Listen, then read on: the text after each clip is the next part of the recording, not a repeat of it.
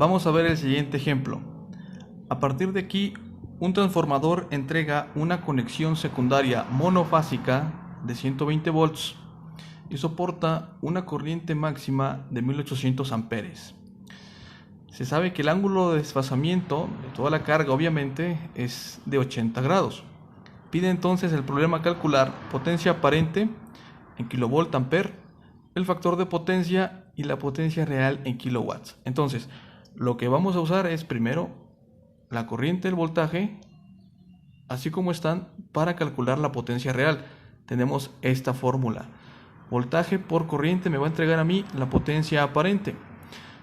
El procedimiento es S, entonces, corriente por voltaje.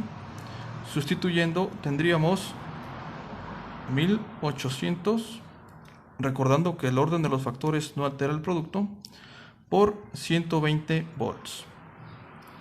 Me entrega a mí entonces un consumo total de 216.000 voltampere, pero el problema me lo pide en kilo, entonces yo tengo que dividir eso entre 1000, siendo esto 216 kVA. Bien, tendríamos el primer resultado. Lo siguiente es el factor de potencia. Tenemos una fórmula que arroja directamente el valor factor de potencia utilizando la función coseno. Coseno del ángulo, en este caso 80, me arroja el factor de potencia equivalente. Coseno del ángulo, sustituyendo factor de potencia igual a coseno de 80 grados. Y esto para mí es un total de 0.17. Este viene a ser el índice de desfasamiento o factor de potencia. Y finalmente, el valor de la potencia real en kilowatts.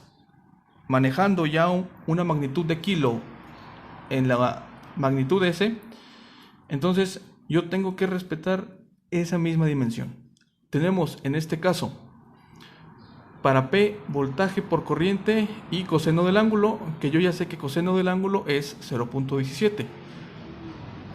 Voltaje por corriente por coseno del ángulo. Sustituyendo, tendría el voltaje 120 volts por el valor de la corriente 1800 y finalmente el coseno del ángulo, aquí está, 0.17. La potencia a mí entonces me va a dar un total de 120 por 1800 por 0.17. Aquí está, 36.720. Si lo divido entre 1000 me da a mí un consumo de 36.72 kilowatts. Y aquí está el problema resuelto.